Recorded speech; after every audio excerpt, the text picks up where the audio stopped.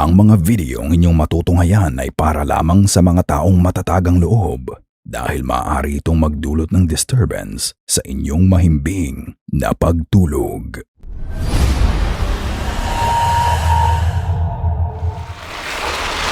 House Tour. Ang videong mapapanood ninyo ay kuha ni Silly Lady nang tumingin sila ng bahay.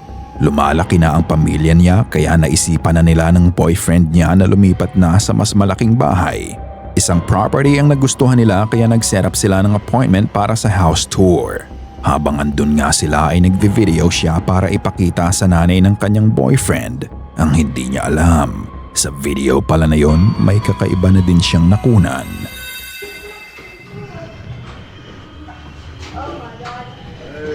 Yeah, I'm scared of that. That's why I walked it. Bubby, you stay with us. I'm going down. Who's that? Who's that in this room? Ooh, it's purple. You want this room, Sal? Narinig mo ba yon?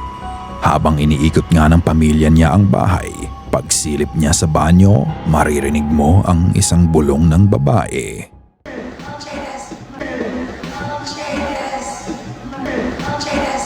Hindi niya alam na may bumubulong na pala sa kanya nung time na yon, kaya patuloy lang siya sa pagre-record.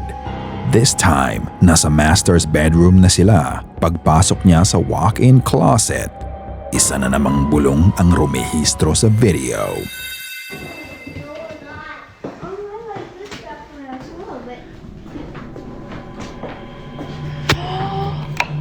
Oh my God. Ang sabi ng boses na narinig niya ay, "Don't buy."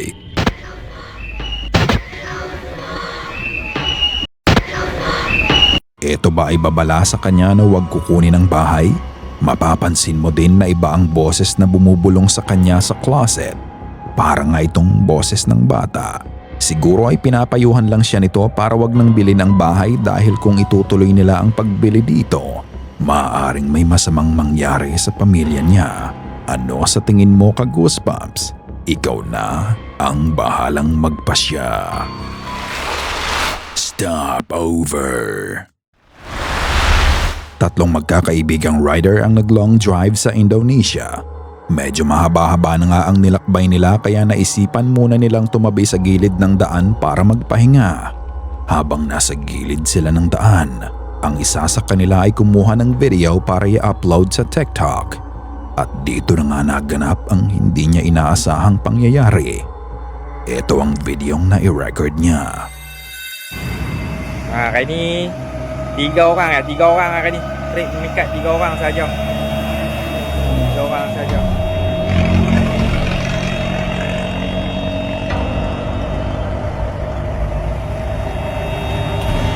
Hai. Nakita mo ba yon? Pinapakita lang niya ang daan at ang mga sasakyang dumadaan. Ngunit sa pagdaan ng isang truck, mula sa halamanan sa gitna ng daan, isang puting bagay ang bigla na lang tumalon pataas at bigla na lang din itong naglaho ng mabilis. Parang nga itong cloaked figure na lumipad at naglaho pagdating sa mga kapunuan. Ito ba ay kaluluwang nasawi sa parte ng daan na yon? May gusto ba itong ipahiwatig sa kanila at pinapaalis na sila sa gilid ng daan nung gabi na yon? Mabuti na nga lang at hindi sumama ang nakita nila sa video at ligtas namang nakarating ang mga riders sa pupuntahan nila. Gnome in the Garden. Noong Oktubre ng 2024, nag-post si Michael ng isang video na nakunan ng security camera nila. Ito ay nakatutok sa bakuran nila at ito ay motion activated. Alas 4 ng madaling araw na yon nang bigla na lang ma-activate ang motion cam ng CCTV. Nang panoorin nila ang footage ng araw na yon, nagulat na lang sila sa kanilang nakita. Alright, look, it's starting now. The security light turns on. It picks up.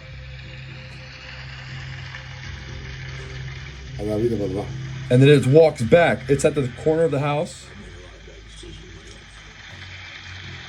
You see him walking? It's like a short guy. Era un fo chiquitico. And then you see the trees move.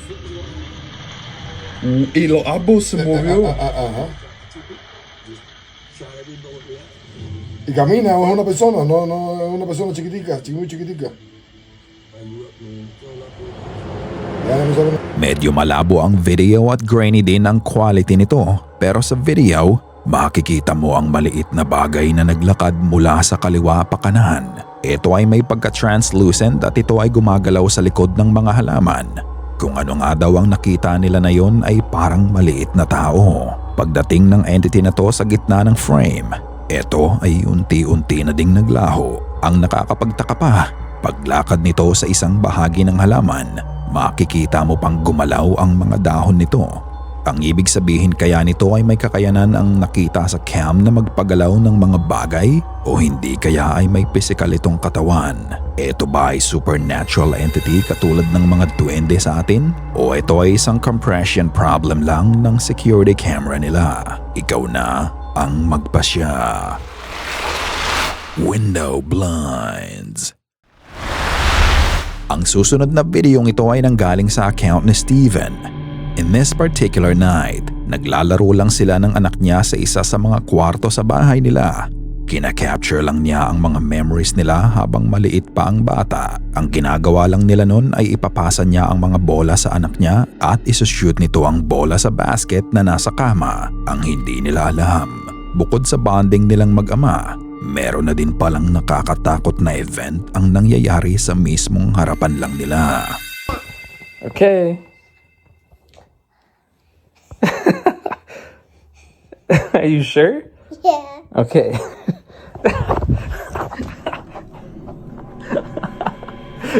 That one hurt. Okay, you want me to make buckets now? Yeah. Let's do it. I'm gonna catch it. Oh, you want to catch it and then put it? Okay. Okay. Oh. Yeah. Yay! Yeah! Sa una, hindi mo mapapansin ang mga nangyari. Ngunit habang nakaharap sa kanya ang anak niya at bago niya ipasa ang bola sa bata, tignan ang window blinds. Makikita mo na parang may nagbukas nito para silipin ang ginagawa nila. Nang mapansin nga daw niya ang video ay kinilabutan siya dahil nakasara naman ang mga bintana nila noon. Pero ang mas nakakatakot, hindi lang pala isang beses mangyayari to. You want the small one? Yeah. There you go. Oh. This is too small. Sorry. It's too small, huh? Yeah. Oh, you got it. No, almost. I mean, you hit SpongeBob though. Yay! Last one. 3, 1. Seriously, 3. Naulit muli ang parehong event. This time, habang pinupulot ng bata ang maliit na bola, makikita mong muling bumukas ang blinds ng mag-isa. Mabuti na lang din at meron silang CCTV sa kwarto at nakunan din ito ang kakaibang pangyayari. Okay, so I might just be rambling, but I just want to bring up security footage, POV from when it happened. I'm just gonna zoom in and you just tell me what you see. Oh, you got it. There are no fucking fingers. There are no fingers in the middle of this. Nobody's moving the blinds. Ang paliwanag niya nang bumukas ang blinds, wala kang makikitang daliri dito. Malinaw mong makikita na pataas ang hawi ng blinds nang mangyari yun. Kaya mas mahirap ipaliwanag ang naganap. Ang lalo pa niyang ipinagtataka, ang kwarto kung nasan sila sa video ay nasa second floor. So this right here is the room where it actually happened. Okay. So I was just sitting here with my daughter. Well, she was actually on a bed playing with her toys that she always plays with. All of a sudden, I didn't understand what was going on because the only way you can move the blinds is if you're inside the room. There's no possible way that someone can move the blinds from the outside of the room. There's no possible way somebody can just come up here and move the blinds from the inside. Ipinakita niya na ang kwarto ay nasa second floor at naipakita naman niya ito nang silipin niya ang bintana. Dagdag pa niya, imposibleng may gumalaw ng blinds mula sa labas dahil sarado ang mga bintana, kaya ang posibleng paraan lang para gumalaw ito ay mula sa loob ng kwarto. Kung ganoon, kung anuman ang nagpapagalaw nito ay kasama nila sa kwarto ng mga oras na yon. Matapos nga nang nangyari ay pinabless na ng lola ang kwarto, ngunit para kay Steven, iba na ang pakiramdam niya sa kwarto simula nang mangyari yun. Okay, so this is the security camera that caught it. This is the whole area that it happened. I don't trust this area at all anymore, so my grandma had it blessed.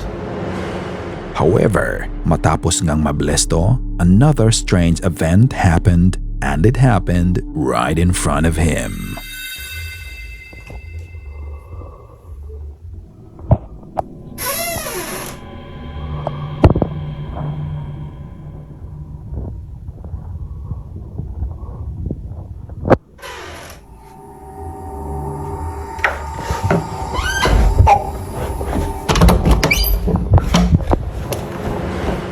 Sa pagkakataong ito, binibidyohan naman niya ang pinto. Kusa itong bumukas ng mag-isa. Makikita mo na 2 beses hinatak ang pinto. Matapos nun ay kusa na lang namatay ang ilaw sa kwarto at ang biglaang pagsara ng pinto. Dito malinaw mong makikita na hindi lang basta namatay ang ilaw, dahil makikita mo ang switch nito na gumalaw ng mag-isa at deliberate kung anuman ang may gawa nito. Are they being haunted by something sinister? Dahil nga dito ay patuloy siya sa pag-capture ng mga video, pero matapos nga ang nangyari sa pinto ay wala pa nga daw iba pang activity sa kwarto nila. Ang concern niya ay baka sa susunod ay saktan na ng entity ang anak nila. The Mimic. She was just recording herself one night, laughing at some random stuff and whatnot. Habang nagre-record siya, bigla na lang mawawala ang kasiyahan sa mukha niya at ito ay mapapalitan ng pagtataka. She was alone in the house when she heard this. Pakinggang mabuti.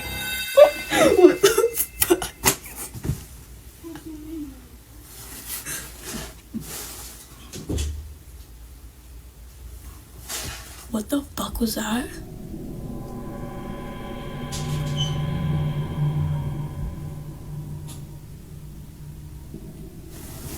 Oh my god, what the fuck was that?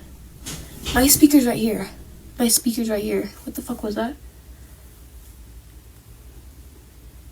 Am I schizophrenic? Dude, someone just talked behind me. I just heard myself echo back. May boses ng bata ang bigla na lang narinig sa kwarto niya. Ang sabi nito, "What's your name?"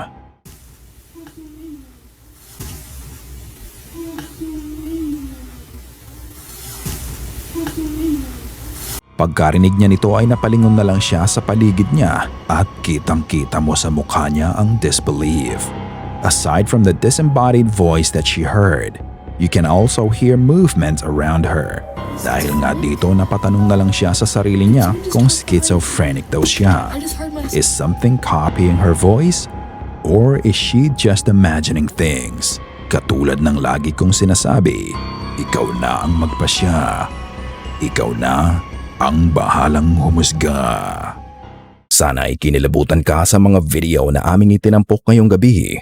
Kung may nais kang ibahagi ay bukas ang aming email na goosebumpstopstories@gmail.com at Facebook page. Check out our TikTok page na din at goosebumpstop5. At kung hindi ka pa nakasubscribe at nakalike sa channel at video na ito, gawin mo na. Kung nais mong walang nilalang na bumisita sa'yo mamayang gabi.